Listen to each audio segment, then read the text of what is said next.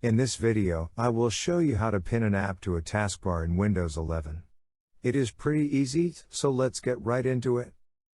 I'll show you two methods. One is for cases when your app already has a shortcut on the desktop, and other is for cases when your app does not have a shortcut on the desktop.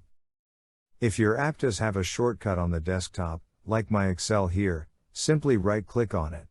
Then select Show More options at the bottom of the pop-up menu. Here you should find Pin to Taskbar.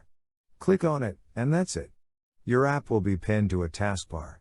You can now drag and drop it to a position where you want it to be on your taskbar. In cases when your app does not have a shortcut on the desktop, click on Start button in the taskbar. Now you have two options. If you don't know the name of your app, you can browse through all apps and find it manually.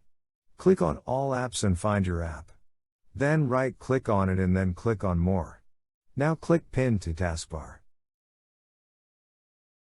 If you know the name of your app, you can locate your app faster by simply typing its name.